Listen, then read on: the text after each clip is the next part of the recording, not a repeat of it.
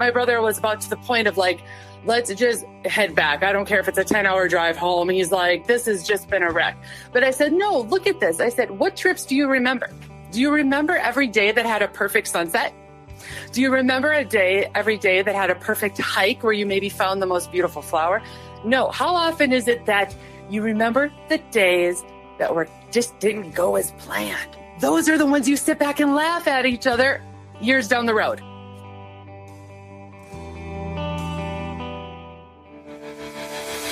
Welcome to the Woman Angler and Adventurer Podcast, inspiring real women with a passion for fishing in the outdoors to go get their adventure on. Now, here's your host, coming to you from the Lance Chuck Camper Mobile Podcast Studio, Master Captain Angie Scott. Welcome, everyone, to this week's episode of the Woman Angler and Adventurer Podcast. I have a special guest with me. We've been following each other on social media for a little while, and this is the first time we're actually getting to have a conversation. So, Rebecca Wanner, welcome to the podcast. Thank you, Angie, so much for having me on the show. And you're right, I have been a follower of yours, or some people might call them creepers, but thank you from the get-go. You've been so warm and welcoming and letting me be a part of your group and follow you on your journey. Yeah, absolutely. Well, I think it's important that we all support each other. And I know you've got a great show or a couple shows, I think, that you host. And so I definitely want to talk about those. But before we get into that, if you wouldn't mind to just kind of give listeners a little background on you and how you got into this whole crazy outdoor world that we're in. Well, it's funny how it is. I didn't really have a choice. We'll put it that way. I was born into it. I grew up on a cattle ranch in western North Dakota, a pretty big outfit, and I was the oldest in my family. And my bedroom growing up, I can't even make this up, was my dad's reloading room. So wow. All of the guns were on the walls, everything. I know if you bring this now forward today's times, right, my parents probably would have gotten in a lot of trouble. But so I was engrossed into hunting, fishing, camping, hiking, anything in the outdoors. Of course, horses. Being on the ranch, we trained all our own horses. At one point, we had 45 horses that my brothers and I trained ourselves. And as well as it's a cow-calf operation in that we continue on to today. Sorry, I'm stuttering there. We've carried on to today. So we really haven't had a choice. And hunting and fishing was just a big part of family time. My dad was really big into supporting quality time. And quality time didn't mean necessarily going, you always had to learn something, and learning something would be in the outdoors, hunting and fishing, or it could be feeding cattle. It could be running equipment. It didn't matter, but we did it as a family. And he treated hunting and fishing as those activities that, you could, no matter what, if you had an argument, a bad day, at least you could end the day on a good note. Mm. Yeah, that's something that I feel like is kind of getting lost in today's world. So I think it's awesome that you had that kind of upbringing. And obviously it made a huge impact on your life. Oh, it did, and sometimes I laugh when I visit with people as I meet them across the United States and we joke about today's times. And I'm like, yeah, no, I grew up 90 miles from a Walmart. Can't even make that up. 90 miles from a Walmart, 20 miles of gravel roads till you get to said ranch. My hometown is 150 people. I mean, wow. Just to put it into perspective. And so when you hear people talk about the backcountry and stuff like that, I didn't realize it until I got into the communication world of promoting agriculture, outdoors, conservation, all these things that, wait a second, I grew up technically in the backcountry. So I imagine you guys probably ate a lot of your own food then. Yes. We always have had freezers full of beef. Of course, I got to give a plug there because I'm a cattle rancher. But we grew up eating a lot of venison, a lot of walleye fishing. Walleye is really big up where I'm at. Mm-hmm. Sometimes you catch some northern catfish, things like that. But walleye is kind of like the king up here. And that's kind of, it's always been not a shortage of those kinds of things in the fridge. Sometimes growing vegetables a little harder out where I'm at. That's the thing. The gardening gets a little more tricky. We just don't have the water that you do, say, I know you're down in Nashville, or not Nashville, but Tennessee area, Angie, and you guys, I think, have like a little bit more of a humid climate that probably works better for gardening. Yeah, gardening is not my forte. That's one reason why I live on a houseboat. So I don't even have to do any landscaping or any of that. But I do appreciate people that like, I appreciate the beauty of it, but it's just not my thing to take care of. So, so the fishing you speak of, is that mostly on the Missouri River, or where do you guys fish? Yes, we do fishing on the Missouri River. My family's ranch is called the Knife River Ranch, and we have 10 miles of the Knife River on it. And so I grew up doing a lot of that, and whether we're canoeing, kayaking as well on the river. And then Lake Sakakawea, or as we refer it here as the big water, but Lake Sakakawea is an excellent fishing area for anybody that has any desire to do some major walleye fishing. I really recommend hitting the big water. We do a lot up on Lake Sakakawea. That's a big one for us. Nice. I've been to several times. I went to North Dakota as a kid growing up in Minnesota. My grandpa lived in a very small town, so I kind of know what you're talking about. My mom graduated high school there, and I think she had 6 people in her class.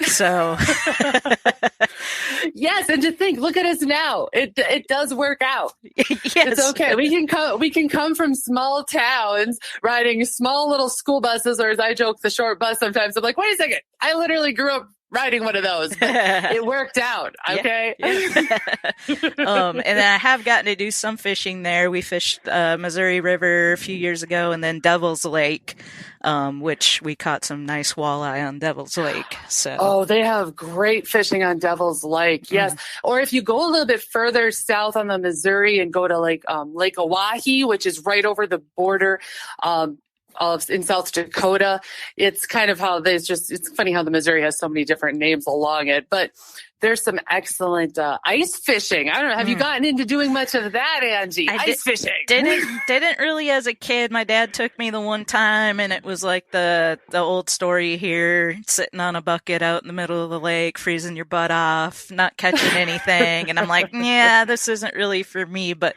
since I've started the Woman Angler and Adventurer podcast, I had some opportunities to go back up and then experience it the spoiled way, where you're in a heated, hard shack, and you don't even know you're on a lake. It feels like you're in a cabin, and you just got a little hole in the floor, and you're watching the flasher like video game fishing, So that I can get into. There you go. That's when you bring along a little something special in the hot cocoa or something to mix with your coffee. Yep. Gotta have that too. So, but yeah. Now I did want to touch on, because I've got a little bit of a campaign going on my show right now for South Dakota pheasant hunting. And that's a great place to go. Yeah, they're really trying to get more women involved. And have you done much pheasant hunting yourself? I've done a lot of pheasant hunting in my life. I also helped doing guiding for pheasant hunting. Nice. So yes, that is a great sport to get into. And if it doesn't matter if you're a man, woman, child, whatever age you are, I would say, pick up the shotgun, give it a try. On top of just pheasant hunting, what's been great is, and I don't know if you've seen it where you're at, Angie, too, but up here in the Dakotas, it's being really promoted, getting into clay pigeons and trap shooting and all of that. And that's what makes the sporting clays. And then you get into pheasant hunting. It's really become like an all around, all a year kind of sport once you invest into, say, a shotgun. If you're kind of thinking to yourself, I don't know if I want to spend the dollars to invest in another hobby, it is one that you can probably do all year round, or quite a bit. Nice. So I would definitely jump in on some excellent pheasant hunting. In South Dakota is a great place to go. One of my favorite things about it is my big thing is fishing. Obviously, I'm not a big hunter, but one of my favorite things about pheasant hunting, because I'm such a dog lover, is the bird dog thing aspect of it. Yes. I just love that. Yes. Yes, it is. It is. And you build a whole new relationship when you're training these hunting dogs. Mm-hmm. They're always kind of our babies. They're special to us, but I think you can understand this very much so, Angie, that you build a whole different relationship when you start turning them into bird dogs. Mm-hmm. Yeah. I've seen some videos that South Dakota put out about that. And I think there was actually like a TV show. I can't remember what it was called now, but it's on YouTube. And the whole episode was about the dogs. And I was like, oh man, that's just so special. So in South Dakota, hunting is our shared legacy, something everyone can be a part of. That's why we're focused on making our fields a welcome place for everyone. See how at huntthegreatestsd.com, where you can hear stories from sportswomen and learn what makes South Dakota the world's pheasant capital. While you're there, check out public land maps, hunting blogs, and season information for one unforgettable fall. Learn more at huntthegreatestsd.com. Well, very cool. Well, I want to jump gears a little bit here and touch on your show, The Bend, and then you also have Ranch It Up, right? And you do co-host Jeff Tigger with you on both those shows, and I just want to touch on how you got into that, how did those get started, and what's it all about? Well, as I joke, I am a poster child of you never know what's going to be next or around the next bend in life. I had no plans of becoming a radio host, syndicated or anything like that. And my on my other half, yes, as you said, Jeff Tigger Earhart, he is my co-host and producer on almost everything. He's been syndicated for many years. And a couple of years ago, him and I had started a communications business together. And I was just doing more so the back work. We were working very hard to promote agriculture, conservation, outdoors, all of the things that we're passionate about. But we were doing it through just a couple of shows. Well, he was on the phone with some people in Nashville and that said, hey, Tigger, what else can you come up with? And he said, hey, I know this gal. She's hunting, fishing. She's cowboyed with all kinds of people. She does all these things. And she's, there's no women doing an outdoors show right now on the Sirius satellite channel that we're on with RFD TV. He said, there's nobody doing that. What about we do an outdoors show and it has a woman lead? And I know the gal for it. And they went for it and he got off the phone and I'm like, who are you just talking about? I said, I've been looking for friends to go like hiking and do some stuff with. And he's like, it's you. You just got yourself a radio show. So that's kind of how it went from there. And we've just been rolling with it. The Bend is about kind of everything in life. It's pull the big rig over, get out of the tractor, get out of the office, get away from your mundane, the kids, everything else. And it's kind of to inspire, empower, and show that it's always great to try and start something new or to build that passion. And the biggest thing is to share it with others, get your family, get your friends. We weren't blessed with kids ourselves, but we've worked really hard to be that crazy aunt and uncle that our nephews are like, hey, when do we get to go on a trip? Or, hey, will you take us, camping or backpacking in or something like that? Yeah. And it's just really to show what you can do and promote a positive atmosphere for everybody. Love it. Well, you definitely have the personality for it and the voice as well. So, oh, thank you. Yeah. So how can people listen to The Bend? Where's the easiest way to find it? Probably the easiest way would be to head to thebendshow.com and you can then subscribe to it on any of your favorite podcasting apps. I'm streamed everywhere. Otherwise, if you do have Sirius XM, I'm on channel 147 every Saturday at noon Central Time, as well as you can check your local listings, AM, FM, public radio throughout the United States. It just varies on the times when I'm aired, but I'm aired quite often on Saturdays throughout the country. But we always have every episode available as a podcast. And if you are into the cattle world, into ranching or anything else, like she said, we also do a show called Ranch It Up. And that is the Ranch It Up show. And you can follow it and find it the same way. You can find us also on social media, Facebook, Instagram. We're everywhere. Just if you find the Bend, you'll find Tigger and Beck. Awesome. And the podcast comes out every Sunday, right? Yes, as a podcast, it comes out every Sunday morning.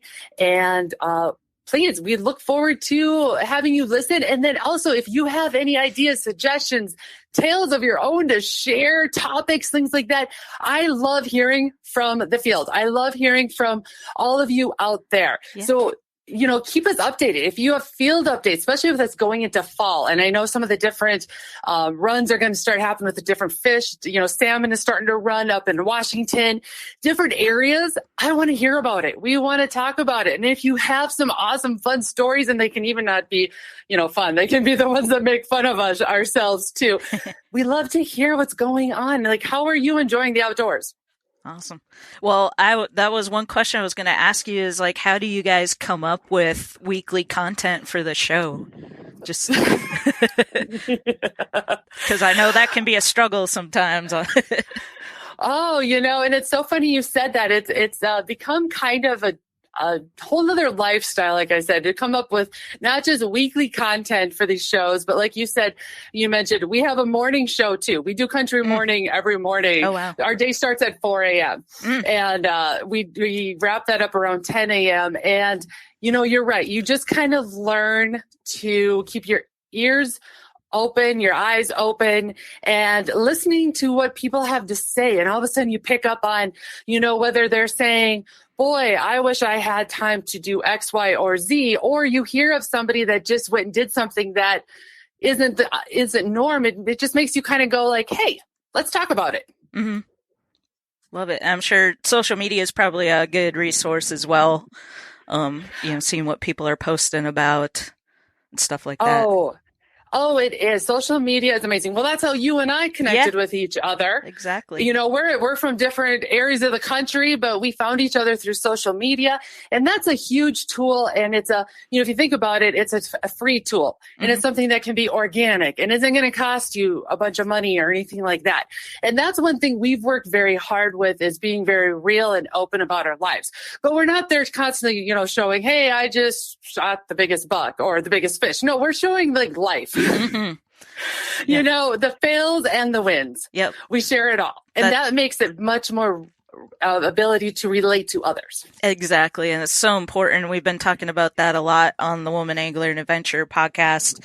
Even the episode that just came out before this one, we talked about retention for women in fishing, and one of the best retention ideas that was shared down at ICAST when we did a women's meetup was being real on social media, because if you're always just showing all the fish that you catch and then some new person goes out expecting that that's going to be their experience and then they get skunked, they're going to be like, well, this is for the birds, this isn't what, what it's supposed to be. And so to show all of it, the wins, the losses, the skunks, the mistakes, all that stuff, that's what, is actually real. And so that's going to help retain newbies when they try it for the first time. So that is awesome to hear that has been kind of the chatter and the talk, because I think we all saw this massive surge with COVID, right? Everybody all of a sudden was like, oh, the outdoors. And we're like, those of us that have been in it forever are like, it's always been there. And, but all of a sudden these people had their blinders taken off their eyes and they're going, whoa. But then they noticed the sales were amazing for a year or so. And then you're right, the retention. How do you keep these people going into it and staying positive? And you're exactly right, is by sharing the realism, being real. I didn't light the fire on the first try. I sat there and had wet wood, and, my camping trip didn't turn out as a massive success the first time. I had the tent blow over on me. I had X, Y, or Z. I went fishing, and yes, I may have caught one or two fish, and the stringer wasn't tied on, and they went down the stream. And it's being very real and being able to sit back and laugh at each other. I say that all the time. If I can't laugh at myself, why live? And you'll find out that at the end of the day, getting out in the outdoors is supposed to be a way to release the stress, relieve yourself from some of that stress in life. So then enjoy it. That's what make those your successes. I went on a backpacking trip back in June with my mom and my brother and his whole family, and it was a bit of a wreck. We'll just be honest. We went up into Montana with our own ranch horses. My brother and I have elk hunted there many a times, and my mom has always wanted to see where elk camp was. Mm-hmm. And so we decided to take her in the beginning of June, thinking, okay, no problem. Loaded all the horses, everything. Went up there, not thinking in June that we would encounter snow. We are used to elk hunting in October where then we just plan for snow. Right. We figured June, it's not going to be snow. Oh my gosh. We had a trailer jackknife and snow. We had all kinds of issues. I mean, my brother was about to the point of like, let's just head back. I don't care if it's a 10-hour drive home. He's like, this has just been a wreck. But I said, no, look at this. I said, what trips do you remember? Do you remember every day that had a perfect sunset? Do you remember every day that had a perfect hike where you maybe found the most beautiful flower? No. How often is it that you remember the days that just didn't go as planned? Those are the ones you sit back and laugh at each other years down the road. Absolutely. Absolutely. I love that. Thank you for sharing that story. Yeah. This has been just truly a pleasure. You're obviously very energetic, and so you've lifted my mood today, and I'm sure all the listeners listening to this feel the same way. So thank you so much for coming on the show, and I highly encourage everybody listening to go check out The Bend as well as Ranch It Up if you're into that. And I'll put links to all that in the show notes for this episode to make it real easy for you to go find. Thank you so much, Angie, for having me on the show. I really appreciate it, and I can't wait to hear from all of you.